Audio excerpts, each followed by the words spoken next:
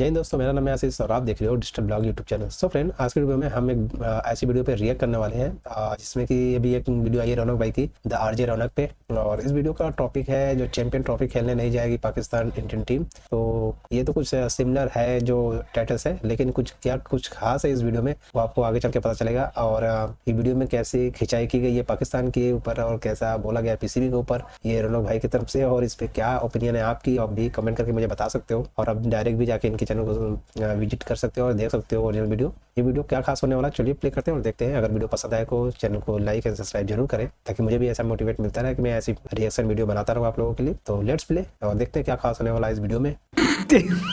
पाकिस्तान से और पीसीबी वालों से बस इतना ही कहना है क्या?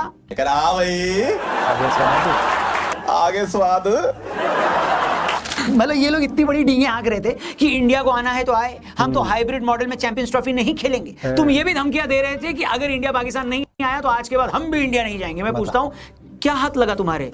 लसन तो छीलो बैठ के इसको। ओ भाई मारो, मुझे मारो। जग मारकर ये लोग हाइब्रिड मॉडल के लिए भी तैयार हो गए। इंडिया ने भी इन्हें कुछ लिखकर नहीं दिया। हुआ वही जो तुम्हारे अब्बा हुजूर यानी इंडिया वाले शुरू से कह रहे थे। तुमने बेइज्जती भी करवाई, दुनिया के सामने जलील भी हुए, और अब नाक रगड़कर सारी बातें भी वही वाली मानी जो हम पहले दिन से कह रहे थे। इसलिए सयाने लोग कह गए कि जब पिछवाड़े में नहीं था कूदा तो फिर बाप से भिड़ने काहे को कूदा। ये सही था। मतलब जब खुद नया कच्चा खरीदने की औकात ना हो ना, तो दूसरों के रेशमी पर्दों के डिजाइन का मजाक नहीं उड़ाना चाहिए। सही बात है। क्या पहना हो, क्यों पहना, कैसे पहना, उससे मतलब नहीं लेना चाहिए, खासकर जो बैकग्राउंड में इनकी मुझे पता है तुम पाकिस्तानियों को बहुत बुरा लग रहा है, लगना भी चाहिए, मगर यार थोड़ा प्रैक्टिकल होकर सोचोगे तो अपने आप तुम्हारी भटकी हुई अकल ठिकाने पर आ जाएगी। अब जरा सुनो, ध्यान से सुनना। जब हम तुम्हें शुरू से कह रहे थे कि भाई हम पाकिस्तान नहीं आ सकते क्योंकि वहां पर हमारी जान को खतरा है, तो तुम्हें समझ नहीं आ रहा था क्या पाकिस्तान में इससे पहले कभी खिलाड़ियों पर हमले नहीं हुए थे क्या? सच तो यह है कि पाकिस्तान दुनिया में इकलौती ऐसी कंट्री है जहां पर एक दो बार नहीं, कई बार टूरिंग टीम पर हमले हुए हैं। 1989 में जब इंडियन टीम पाकिस्तान के दौरे पर थी तो कराची टेस्ट के दौरान एक दर्शक ने श्रीकांत पर हमला कर दिया था। उस हमले में श्रीकांत घायल हो गए थे।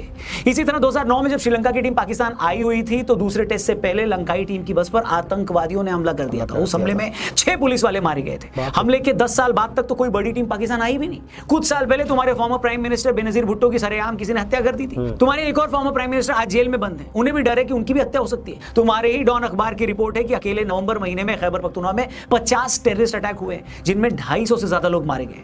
अब तुम ही बताओ, क्या इस माहौल में हम अपनी टीम को पाकिस्तान खेलने भेज दें? कभी नहीं। आज पीसीबी के स्पोक्सपर्सन बोल रहे हैं कि इंग्लैंड, ऑस्ट्रेलिया और न्यूजीलैंड की टीमें भी तो आ रही हैं पाकिस्तान। क्या उनकी टीमों का तो ग्राउंड बनाया ना जिसको बनानी, हम नहीं आ रहे तो नहीं आ रहे। जान का खतरा नहीं है? अरे चचा, हमें किसी से क्या लेना देना? वैसे भी तुम्हारे आतंकी 26/11 का अटैक करने भारत आए थे ना, ऑस्ट्रेलिया और इंग्लैंड तो नहीं गए थे। बताओ। वेल 26/11 हमले की बात हुई है तो उस हमले के दौरान एनएसजी ने एक ऑपरेशन चलाकर कैसे टेररिस्ट को मार गिराया, इसके ऊपर एक जबरदस्त पॉडकास्ट हमने किया है लेफ्टिनेंट कर्नल संदीप सेन के साथ। इस बातचीत को जरूर देखिएगा। ये पॉडकास्ट यार बहुत ही अच्छा है और मैं तो इस पॉडकास्ट का फैन हूँ यार। सारे पॉडकास्ट देखता हूँ, आप ही जाके इनको विजिट करो इस चैनल पे और सारे पॉडकास्ट देखो। और बड़ी अच्छे चीज़ें यहाँ से सीखने को मिलती है जो आप कहीं मूवी और थिएटर से नहीं सीख सकते हो, दवाई किसी चीज़ों से सीख सकते हो। यहाँ पे जो पॉडकास्ट में सिखाई जाती है वो बहुत ही नॉलेजेबल चीज़ें होती है, तो पॉडकास्ट देखना चाहिए यार सबको। मैं तो ये रिकमेंड करता हूँ कि सबको देखना चाहिए। डिस्क्रिप्शन में इस पॉडकास्ट का लिंक दिया है, वीडियो में आगे बढ़ते हैं। तो जैसे कि मैंने कहा, पीसीबी वाले बोल रहे हैं कि इंग्लैंड, ऑस्ट्रेलिया और न्यूजीलैंड की टीमें भी तो आ रही है पाकिस्तान खेलने। क्या उनकी टीमों को जान का खतरा नहीं है? हमने यही कहा भैया उनसे हमको क्या लेना देना। 26/11 का अटैक करने आपके यहाँ से आतंकी भारत आए थे ना, ऑस्ट्रेलिया इंग्लैंड तो गए नहीं थे। आज इमरान खान की पार्टी के कार्यकर्ता पूरे पाकिस्तान की सड़कों पर उत्पात मचाए हुए हैं। हर कोई जानता है कि इमरान खान भारत के खिलाफ लोगों की भावनाएं भड़काकर ही पाकिस्तान के प्रधानमंत्री बने थे। पाकिस्तान की फौज और पुलिस मिलकर इमरान के सपोर्टर्स को कंट्रोल नहीं कर पा रही है। कौन जानता है कि क्या इन्हीं में से कोई सिरफिरा चैंपियंस ट्रॉफी के टाइम इंडियन टीम पर अटैक कर देता? तो मैं कह रहा हूं तुम एक सेकंड के लिए सोच कर देखो, अगर इंडियन टीम पाकिस्तान आ जाती है और किसी एक इंडियन खिलाड़ी को खरोच भी आ जाती तो उसके बाद क्या हश्र होता पाकिस्तान का? चैंपियंस फिर तो ये होता ट्रॉफी छोड़ो, जिंदगी भर कोई टीम तुम्हारे यहाँ खेलने नहीं आती, सारी दुनिया में तुम्हारी थू-थू होती। हो सकता है उस हमले के बाद आईसीसी ही पाकिस्तान की टीम को बैन कर देता। अब तुम ही बताओ, तुम्हें इन दोनों में से क्या चुनना था? क्या तुम ये चाहते हो कि हम तुम्हारी फर्जी ईगो के लिए, जिसकी बाजार में 2 कौड़ी की भी इज्जत नहीं है, उसके चक्कर में हमारे हजारों करोड़ के जो प्लेयर्स हैं उनको पाकिस्तान भेजकर उनकी जान खतरे में डाल दें क्या? या तुम्हारे लिए ये बेटर है कि इंडियन टीम चुपचाप न्यूट्रल वेन्यू पर तुम्हारे साथ खेले और तुम इसे अपनी किस्मत मानकर एक्सेप्ट कर लो और ये सोचकर खुश हो जाओ कि चलो भैया चैंपियंस ट्रॉफी तो पाकिस्तान में ही हो रही है।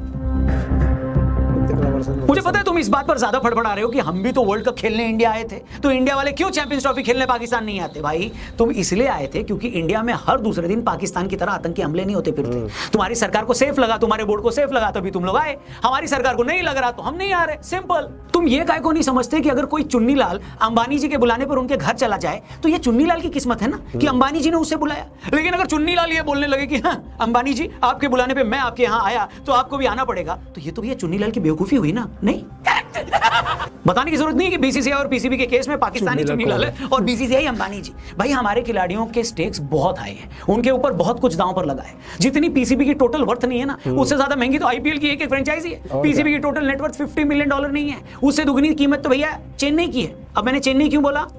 थोड़ा फॉर रीजन। पाकिस्तान आज आईएमएफ और वर्ल्ड बैंक जैसी संस्थाओं से $1-1 बिलियन की भीख मांग रहा है और यहाँ हमारा आईपीएल ही अकेले $13 बिलियन का है। मतलब जितना पीएसएल का बजट नहीं है उससे ज्यादा कीमत तो अकेले ऋषभ पंत की है। और तुम्हारी ये औकात कि तुम हमसे सवाल पूछ रहे हो हैं? अबे साले, मतलब बहुत अबे साले, सही बात है ये।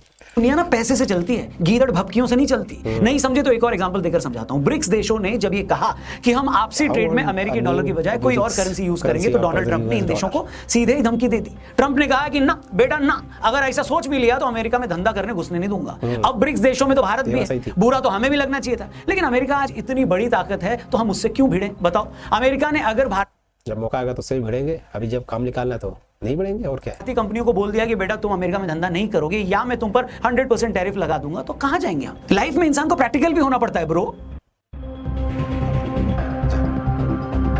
दूसरी बात तुम ये भी समझ लो कि आज इंडिया की टीम अगर पाकिस्तान नहीं जाती तो इसकी सीधी सी वजह है 26/11 का अटैक। वरना 2008 के नवंबर महीने में हमला हुआ था, उससे पहले तो इंडियन टीम पाकिस्तान भी जाती थी। और सच तो ये है कि 2008 की उस आईपीएल में पाकिस्तानी प्लेयर्स भी आईपीएल में खेल रहे थे। मतलब हमें तो तुमसे कोई प्रॉब्लम नहीं थी। लेकिन बाबू ऐसा कैसे हो सकता है कि तुम अपने टेररिस्ट भारत में भेजकर हमारी आर्थिक राजधानी को भी तबाह करने की कोशिश करो, वहां रहने वालों को डराओ और हम तुम्हारे प्लेयर्स पे करोड़ों रुपए वारते रहे ना?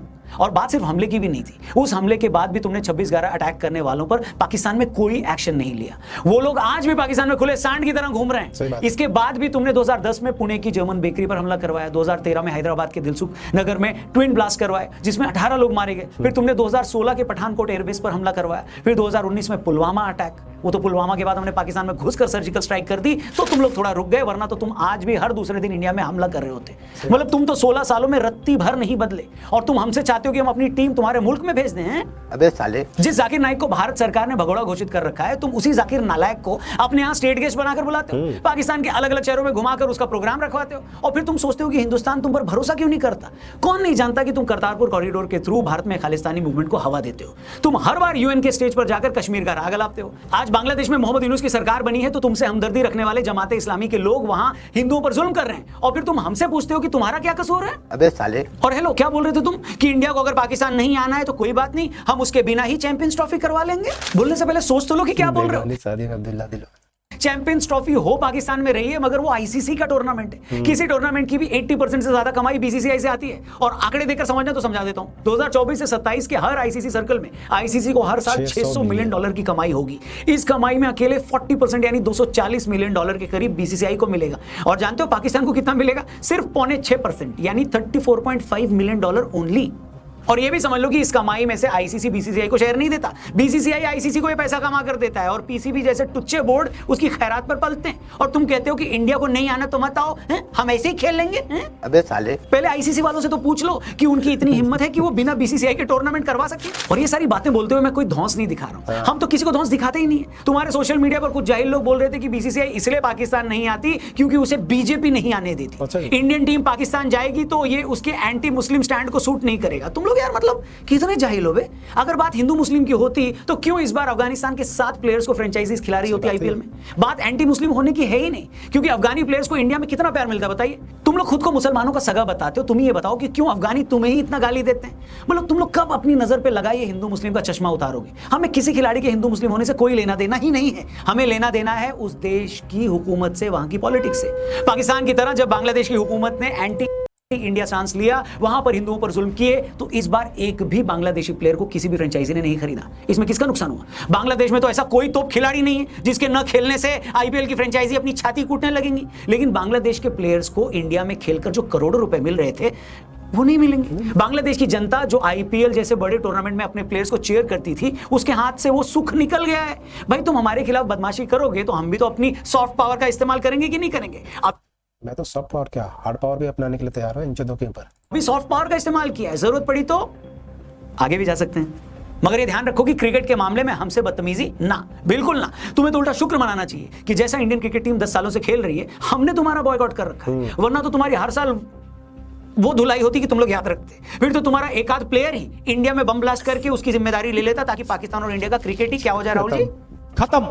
अपने फॉर्मर पीएम को तो तुम जेल में डाल देते हो, बेनजीर भुट्टो की हत्या करवा देते हो, नवाज शरीफ इतने साल से देश से बाहर रह रहे हैं, न तो तुमसे खैबर पख्तूनख्वा संभल रहा है, न ही नॉर्थ वेस्ट फ्रंटियर, और न ही पीओके संभाला जा रहा है, और तुम बात करते हो बराबरी की सलूक की। अबे साले, हम तुमसे बराबरी का व्यवहार करेंगे? अरे पहले तुम जाकर अपनी आवाम के साथ बराबरी का व्यवहार करो, अपने नेताओं के साथ बराबरी का सलूक करना सीख लो। जिस दिन तुम्हें ये सारी बात समझ में आ जाएगी, तुम ये भी जान जाओगे कि हिंदुस्तान को तुमसे प्रॉब्लम क्या है, तकलीफ क्या है। अब जाओ यहाँ से यार, इतना टाइम नहीं मेरे पास। जो 3 स्टेडियम तुमने अभी तक नहीं बनाए हैं ना, उस पर जाके प्लास्टर करो, वरना ऐसा ना हो कि पूरी की पूरी चैंपियंस ट्रॉफी ही पाकिस्तान से शिफ्ट हो जाए और तुम्हें ही इंडिया आना पड़ जाए। बाकी हेलो दोस्तों, हेलो, आपकी इस मामले पर क्या सोच है? क्या आप भी पाकिस्तान ये भी हो सकता है।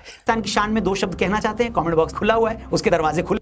सो फ्रेंड, ये रही कुछ रौनक भाई की जो चैंपियन ट्रॉफी से खेलने ना पाकिस्तान जाएगी इंडियन टीम पे टाइटल्स की रिएक्शन वीडियो। तो आई होप कि वीडियो पसंद आई होगी। तो आपको कैसे लगी कमेंट करके जरूर बताइएगा। तो जल्द मिलते हैं नई टॉपिक पे, तब तक के लिए जय हिंद।